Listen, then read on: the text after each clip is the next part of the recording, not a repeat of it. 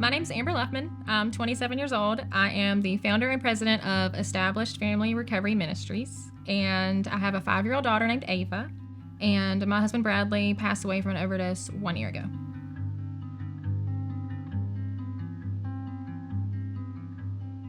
Loving someone addicted was the darkest years of my life. Every morning waking up, I never knew what I was going to get. I didn't know what kind of a mood he was going to be in. I didn't know if he was going to take off. I didn't know if he was going to, destroy the house more, or if the cops were going to show up with a warrant for his arrest again.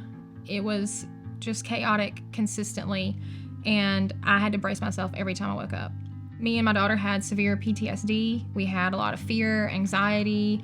I had stress all the time, and it was just a completely detrimental living environment on a consistent basis for all of us. I had never even been friends with a smoker. I had no clue what addiction was. I did not know what I was getting into whatsoever. At the time, whenever I married Bradley, I was completely blown apart inside already from years of pain beforehand.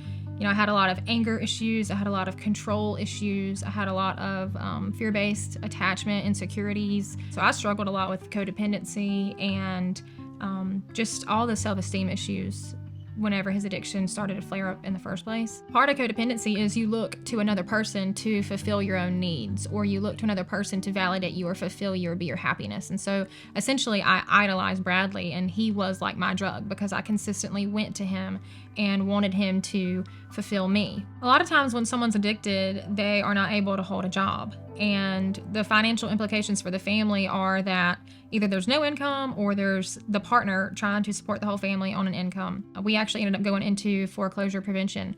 By the grace of God, me and Ava never ended up homeless. We never slept in our car or anything like that, but that's not the case for every family. Immediately after Bradley passed away, God started doing things, and the wheels started turning, and I knew that he was going to do something really cool because he's so faithful. And what ended up happening was Established Family Recovery Ministries became a legal nonprofit about 6 months after Bradley died. There are so many simple ways that I or someone in our ministry could help a family member. So there are local meetings like Al-Anon meetings or Celebrate Recovery meetings we could direct them to. There are grief support groups that are free we could direct those people to that have lost someone. There's lots of books, literature on codependency, which I definitely suffered from, or toxic love cycles or relationship habits that they could be freed from. From our experience, I know if Bradley would have known that we would have been taken care of in these ways, he would have been a lot quicker to enter treatment in the first place, and he would have had a lot less anxiety while he was in treatment programs, so that he could have focused more on his own recovery and healing while he was there. We really want our ministry to be a soft spot for these types of families. We want them to know that someone is going to be there to care about them and walk beside them specifically, instead of just pretending like it's not a real problem or that it's something they should be ashamed of. A crucial part of the family recovery as a whole is going to be forgiveness taking place in the household, because the family members, whenever the guy leaves or the girl leaves, they are dealing with a lot of unforgiveness. They're dealing with a lot of anger. They've went through hell, and they are angry. And so for us, what we'd really like to see is family members forgiving the person and understanding the person and the struggle, so that whenever the other member comes back into the home, it's an environment of forgiveness, not anger, not bitterness, not resentment. And it's going to be an environment that's conducive to overall family recovery, even after the addicted person comes back from treatment too. So every family member is going to have a different need. So a wife is going to be angry about certain things. A child is going to be hurt or angry about certain things. A parent is going to be hurt or angry about certain things. It's going to look different based on the role. So we want to help each member navigate that role and what's required to mend that relationship and bring the healing and the recovery specifically within their role. So for children, it might be child play therapy. For a spouse, it might be, marriage counseling later on. For a parent, it might be understanding how to best parent them in these circumstances and understand them from this angle.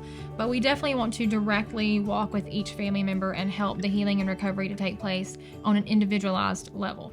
For me, in my deep grief, I know that for a good 6 to 8 months, my brain was just frozen over. I was totally devastated. From all the years of stress leading up to his death, once he actually passed away, it was hard for me to even do mundane, everyday life things like, regular oil changes and cooking my meals and cleaning my apartment and taking care of my daughter regularly. So for Established, being that I know what that's like, we do want to offer services like that, where we do step in and help with even the everyday things that are hard to accomplish whenever you're in such deep grief.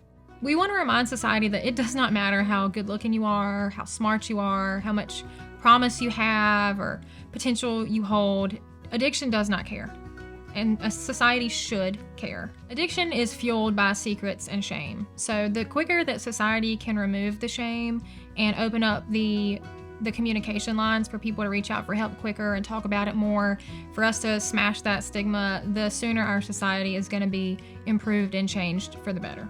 Our family is not the last family that's going to lose someone to addiction, but we believe that's why God has given us Established. We want to help those families to see that there is hope. Even if they lose their loved one to addiction, there is recovery. Recovery is possible. God wants to heal. God wants to restore. God wants to redeem. We are excited and expectant to see how God is going to help and heal these families that are broken by addiction in our local communities through this ministry.